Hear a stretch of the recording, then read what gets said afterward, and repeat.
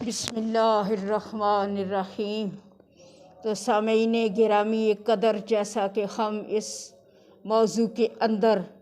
عظمت کعبۃ اللہ با فرمان معصومین علیہم السلام بات کر رہے تھے،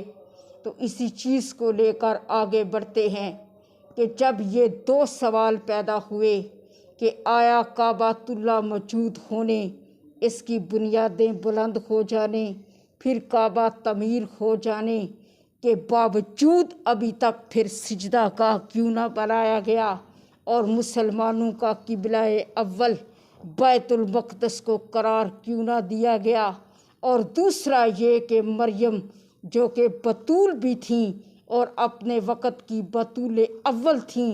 ان کو بیت المقدس سے ولادت مسیح الرحمن کے وقت کیوں نکال دیا گیا۔ تو ان دونوں سوالات کے جوابات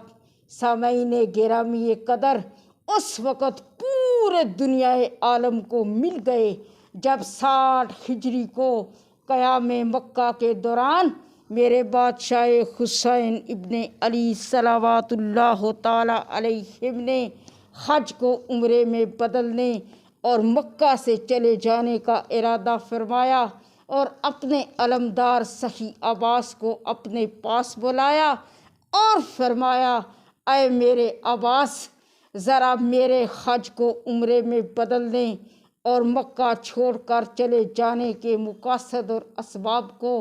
ان حاجیوں کے سامنے واضح فرمائیے،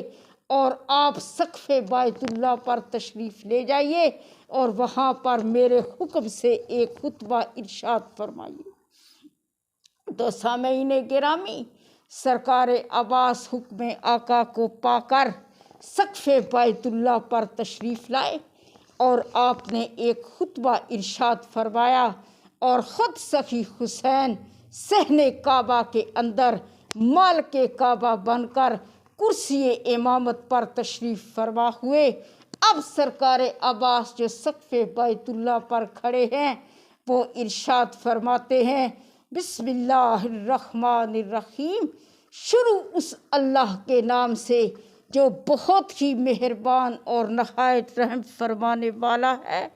پھر فرمایا، الحمدللہ الذی جعلنا المبارکہ بے قدوم ابی ہی، تمام تعریفیں ہیں اس خدا کے لیے جس نے اس گھر کو شرف بخشا اور اسے بیت الشرف بنایا ان کے بابا جان کے قدموں کی وجہ سے، یعنی اس مالک و مختار نے اس بیت اللہ کو بیت الشرف بنایا۔ میرے حسین ابن علی صلوات اللہ تعالی علیہم کے بابا جان علی مرتضیٰ کے قدموں کی وجہ سے۔ تو یہاں پر ایک نقطہ ذہنوں میں پرواز کرتا ہوا نظر آتا ہے کہ اے میرے مولا، آپ کی ایک بات تو سمجھ میں آتی ہے کہ اس مالک و مختار نے اس کعبہ کو کعبۃ اللہ اس وقت بنایا جب 13 رجب المرجب کی صبح کو جوف کعبہ کے اندر میرے امیر کائنات علی مرتضیٰ آئے، تب یہ کعبہ کعبہ بنا، تب یہ بیت الشرف بنا، تب یہ سجدہ گاہ بنا، تب یہ قبلہ گاہ بنا۔ لیکن میرے مولا، یہ دوسری بات جو آپ ارشاد فرما رہے ہیں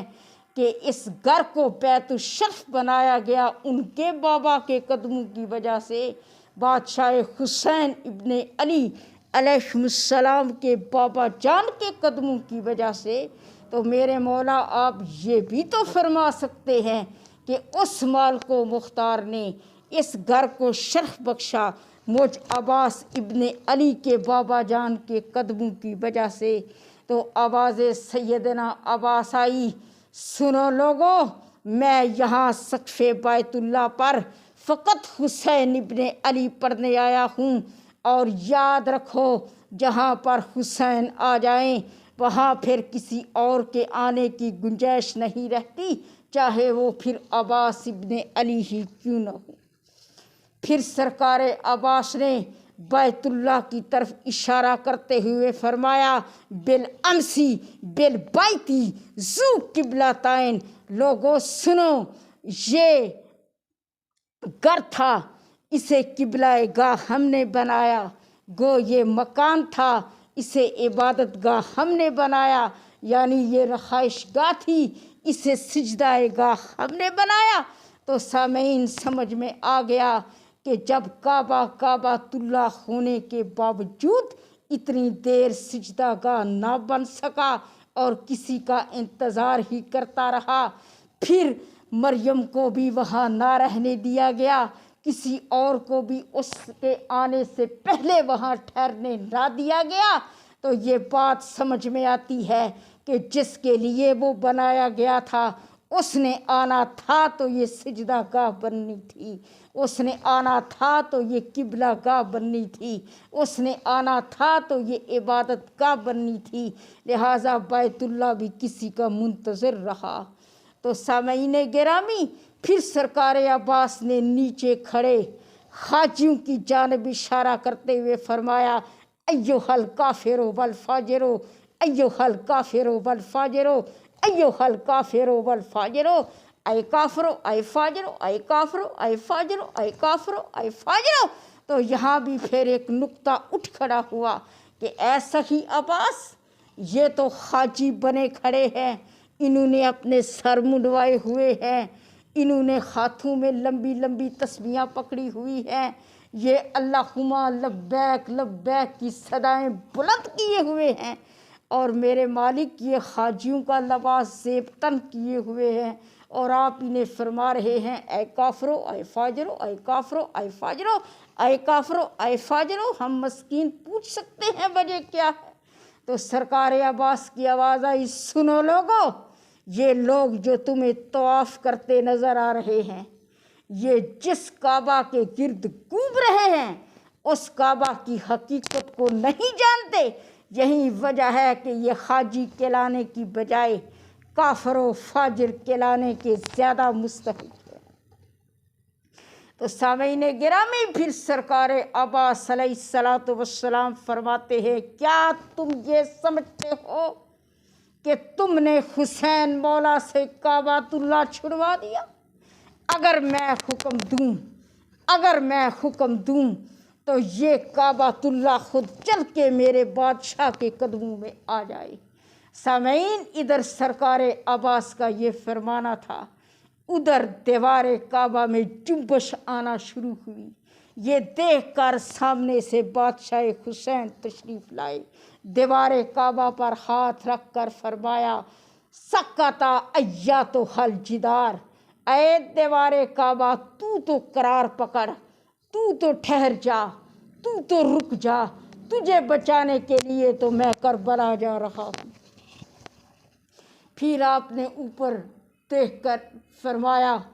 اسکت ایھا العباس وانزل عن الکعبۃ، اے میرے عباس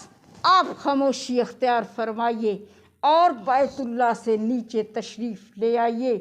تو سامعین، یہ سمجھ میں آ گیا کہ بیت اللہ قائم ہونے کے باوجود، موجود ہونے کے باوجود، مکمل ہونے کے باوجود جو کسی کے انتظار میں رکا رہا اور سجدہ گاہ نہ بن پایا،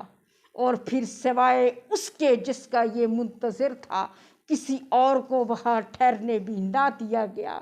اور پھر وہیں بیت اللہ جس کے اشارے سے جنبش میں آ گیا اور وہ جس کے حکم سے قرار پکڑ گیا، یہ ظاہر کرتا ہے کہ یہ تم انسانوں کا قبلہ ہے جس کے یہ 14 محافظ ہیں، اور یہ 14 خود اللہ تعالیٰ کا کعبہ ہے، اللہ تعالیٰ کا قبلہ ہے۔ اسی لیے تو فرمایا گیا ہے، نحن کعبۃ اللہ،